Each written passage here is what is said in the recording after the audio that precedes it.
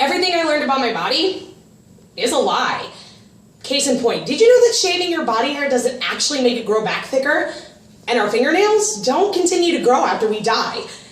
And here's the kicker. Our blood is never blue. Ever. It doesn't magically turn red when it's exposed to oxygen, it's just always red. Now, perhaps we believe this because our veins do look blue, and when we're cold or suffocating, our lips appear to be blue. But our blood is never blue, even if you're royalty. Unless, of course, you're a horseshoe crab. The horseshoe crab is one of the oldest living species on the planet at 445 million years old. This ancient species is so old that it survived 4 major world extinctions before humans ever roamed the earth. Today, the horseshoe crab faces the threat of its own extinction, but not at the hands of an ice age or a meteor or drought, but at the hands of medicine. According to the Washington Post, September 27, 2014, not only is this prehistoric creature's blood blue, it's also magic. We made this discovery in the 70s, and we've been harvesting ever since. In fact, anyone who has ever received an injection has been protected by horseshoe crab blood, making it, according to the Washington Times of August 31st, 2014, one of the most important biomedical resources in history. Despite most patients' complete lack of awareness of just how much of our high-tech medical safety we owe to the horseshoe crab.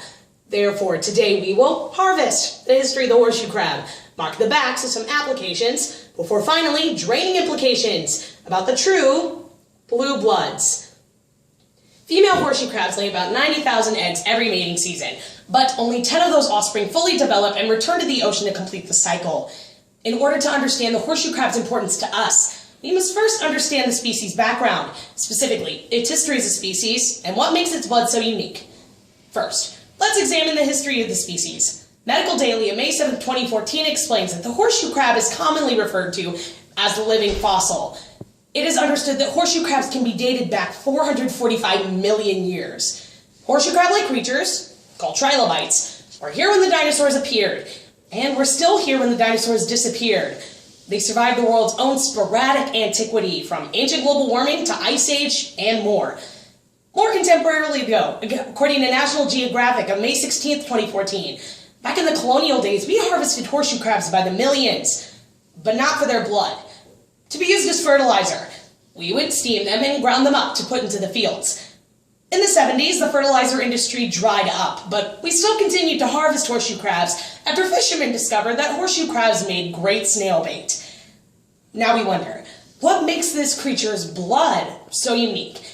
While its baby blue pigment does have scientific appeal, what's in the blood is what makes it a hot commodity. While humans carry oxygen in their blood via hemoglobin, a compound based in iron, horseshoe crabs carry oxygen via hemocyanin, a compound based in copper. Because copper, as an element, has a natural blue hue, it forces the horseshoe crab's blood to reflect it, giving it the same blue hue. Huffington Post of March 26, 2014 explains that the magic, though, is in a chemical called coagulagen. When threatened with bacterial infection in the sea, horseshoe crab blood cells release coagulagen to gel up and create a barrier, protecting it from the spread of infection.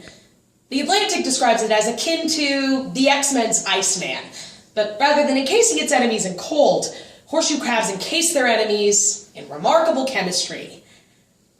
This trick, rather unfortunate for horseshoe crabs, doesn't work on humans, which is where the blood harvest comes in. We'll discuss how it's done and then what we use it for. First, typically we don't associate harvesting with blood, but when we do, we call it donating plasma and we make about $60. Horseshoe crabs have a little less to say in the matter. The Atlantic of February 28, 2014 describes the process. Biomedical collectors flock to the East Coast every mating season. When horseshoe crabs want to get it on, they swim into shallower waters, where collectors snatch them out of their habitat. Back in the lab, they pierce tissue around the crab's heart, draining about 30% of their blood.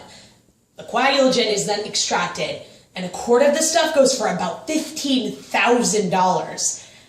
Then the crabs are given some animal crackers and apple juice, and to avoid rebleeding, have their shells marked and are returned to the ocean, far away from where they were picked up. And then the blood makes its way into the medical marketplace. It's all about detecting bacteria. Essentially, even with sterilization, bacteria are still missed in drugs, vaccines, and medical equipment, such as prosthetics and pacemakers. Marketplace of June 17, 2014, describes how horseshoe crab blood overcomes this threat. The coagulagen is a key ingredient to a test called lamellus, amoebocyte, lysate, or LAL, which is used to detect bacterial endotoxins that would otherwise cause illness and disease, such as typhoid, spinal meningitis, and toxic shock syndrome. This test is sensitive enough to detect a threat at 1 part per trillion and smaller.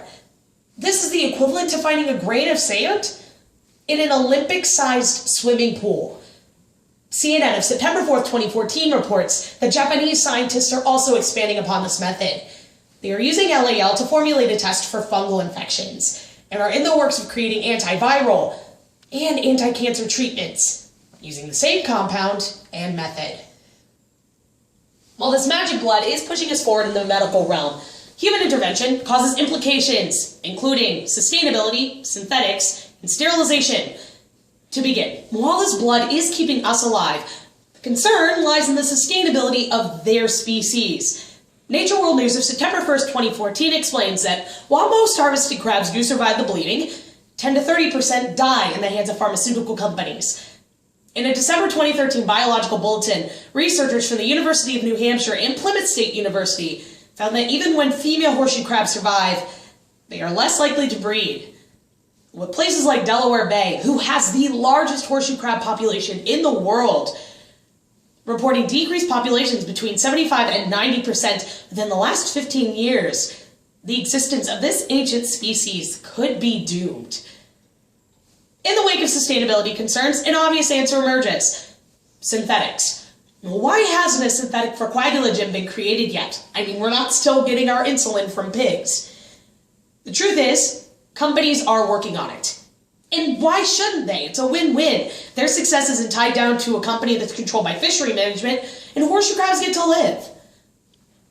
But perhaps it's not that simple, because even when a synthetic for coagulagen is created, horseshoe crabs will still be used by humans, but as bait for predatory snails. The aforementioned Atlantic suggests that the cosmic joke might be that the horseshoe crab, who for 30 years has been a part of the biotech economy, could return to its lowly status as snail bait. Being valuable alive has its drawbacks, but having no economic value whatsoever is worse. Finally, harvesting is rhetorically loaded. Jackie Wheeler, environmental rhetorician at Arizona State, argues in High Country News of July 26, 2012, that harvesting conjures up thoughts of Grandpa mowing the hay while Grandma detassels corn. Consequently, harvesting is attractive for describing practices that are difficult to swallow. For example, she cites the NRA's use of the word harvest as a substitute for kill, and the Ohio Department of Natural Resources' use of harvesting instead of hunting. Pharmaceutical companies bled 611,000 horseshoe crabs in 2013 alone. Now, while this ancient species' magic blood sterilization power is undeniable, we must be cautious not to sterilize the practice with our words. As humans, it's impossible for us to bleed blue. Bleeding blue, however, is how the horseshoe crab survives, and it could also be its downfall. Today, we have gained new knowledge about the horseshoe crab, the applications of its magic blood, and the implications that human intervention has brought upon this medical phenomenon. Now, while everyone watching this speech has come in contact with horseshoe crab blood in one way, shape, or form, many of us weren't aware of it until today. We can safely receive injections without fear of infections, thanks to the blue bloods in the deep blue. I got that.